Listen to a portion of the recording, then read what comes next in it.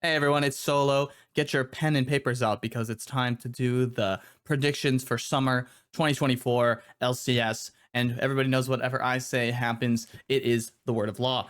All right, so getting into it, I'm gonna do reverse order because I got a fucking spicy pick for number one, and you guys are gonna fucking lose your tops when you see it. Um, Number one or the last place team. Let's talk about eighth place. I think I'm gonna go ahead and put the Shopify Rebellion in here. This team was pretty bad, pretty middling last split. And I don't really think their problems are gonna get solved because even though B-Boy has more time with the team and he did really well last split, I think he's a bit of like a Varus merchant, to be honest. And I think he benefited from a lot of like sloppy play on the enemy teams. Um, I'm just not sure this team has like the individual prowess.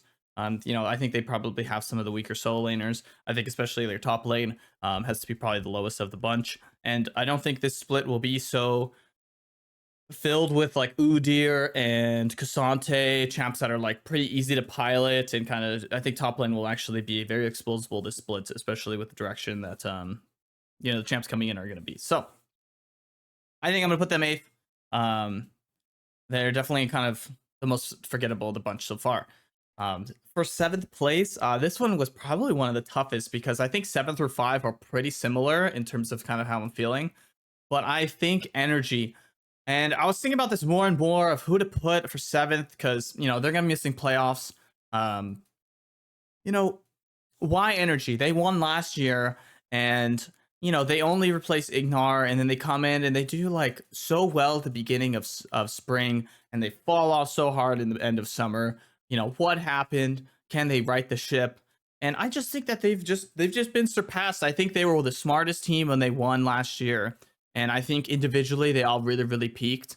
And I know they had cut like a lot of people from their staff, and I just don't really think that they're going to be able to kind of like reascend and come back in. I think that they're unless like Palafox just like turns it on and becomes Super Saiyan, I just don't really see it. I love their bot lane. I think their bot lane's amazing, and they might be able to carry them to a higher spot. But man, the coordination is so off compared to what we saw last year, especially like when they beat G2. That I just don't really think that they're going to be able to pull it in. But this was the hardest one for sure, and you'll see when we get through the 6 and 5. Now sixth place also really tough, but I'm gonna go ahead and put 100 Thieves. They got like the young guns still. They have the MVP. So why so low? I think especially we're getting to these best of threes. These best of threes, I think the draft caps that they got and a lot of their wins they got in the regular season last split aren't going to happen as consistently. Teams are going to be better because they can lose the first game to a draft cap, make adjustments, come out, and the individual play will matter a lot more. Because I think this team actually, they have young talent, which is really, really nice, but individually they didn't really play that well. A lot of their games were very scrappy, very close, and I think that when you get into game 2 and 3 of a series, I think that's going to be really difficult for them. And we saw that in playoffs. I know they beat Energy, which is partially why they're above them, but they really got blown out in a lot of the best of fives that they played, even if they did have a good regular season record. So I think now that they've been solved a little bit more, and I know like scrims don't matter, but I think you can't have a team that's performed so poorly in scrims and expect them to just always be winning. At a certain point, the scrims result will kind of be indicative of your regular season or your actual games. And then that's like mentally tolling in itself, losing scrims, losing stage matches, and that's when a team starts to slip. So I'm going to go ahead and put them in 6, which makes it so the surprising 5th, which these 3 were the hardest, and I didn't think these can go either way. But I think Immortal, speaking of scrim results, one of the best scrimming teams from the spring split and going into summer. I think this team's like ripe for a resurgence and being like the hot team coming out. They kept their roster. And I think that that's really good because the synergy is going to be there. And they replaced their coaching staff.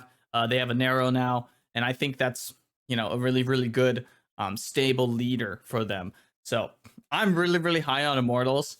And I think that last split, they, just sometimes just underperform and you fall under the waves of the season. I think this split, they're going to come together. I really, really like Tactical. And I really, really like Ole as a combo. I think Castle is going to be like one of the best top laners in the league. This guy was pretty incredible last split in his like more rookie kind of newer area.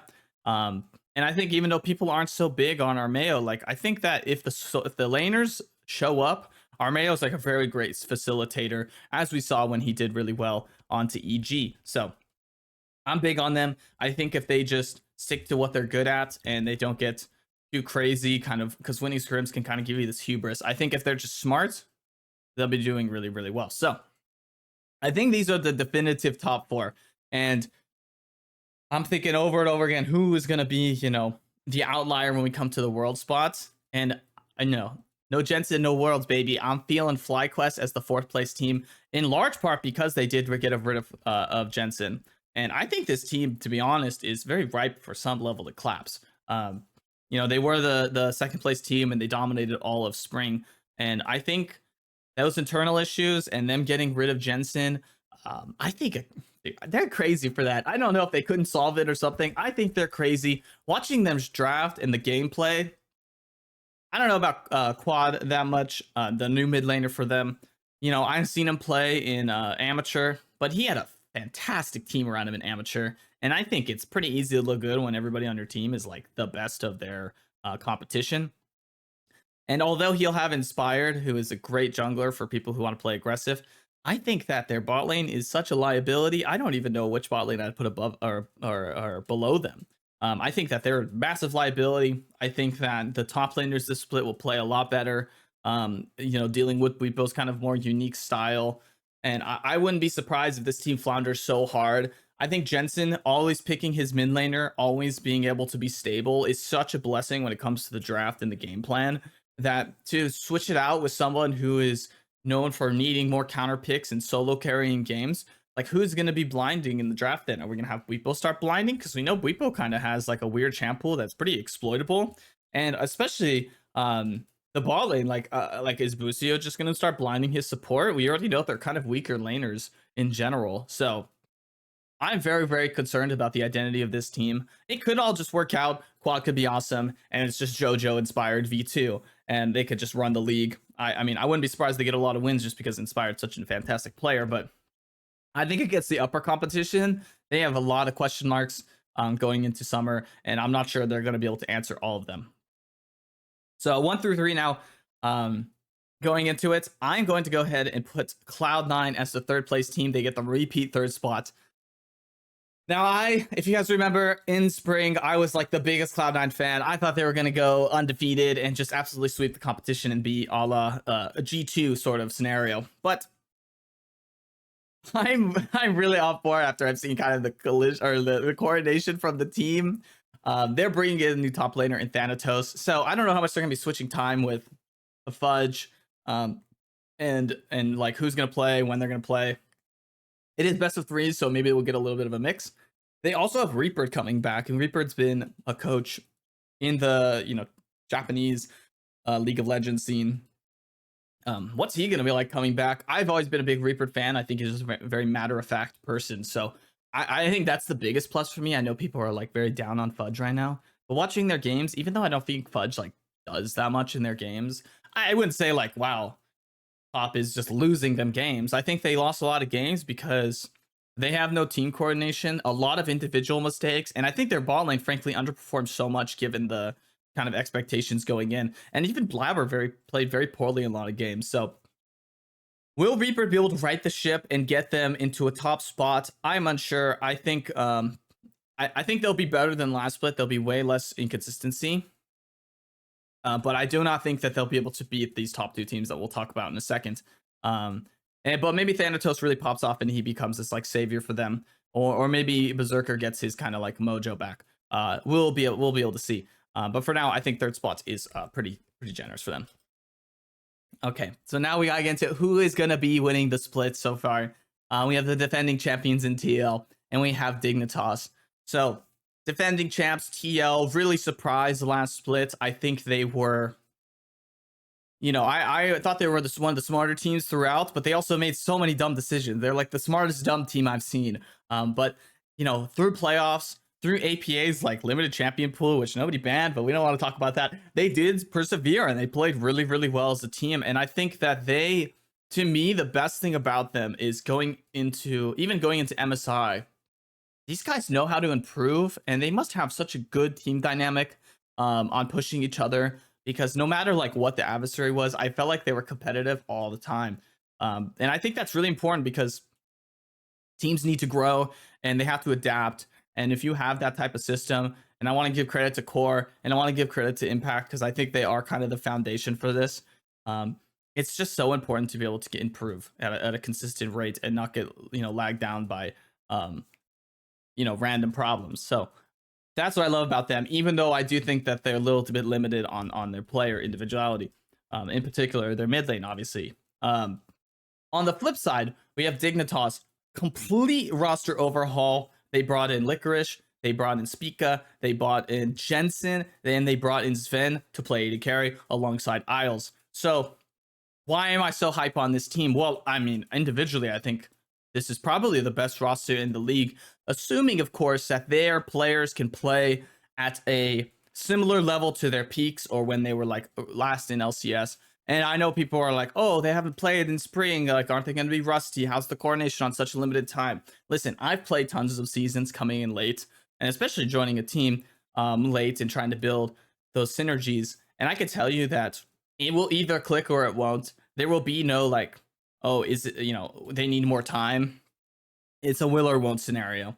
And I think they will, because I think they are all hungry, and the chip on their shoulder must be so massive to show up all these people who didn't give them spots in spring, or for Jensen's case, getting kicked in between splits. So I am so hype on this team, in large part because of that. And I think that they're the prove it, redeem team for themselves.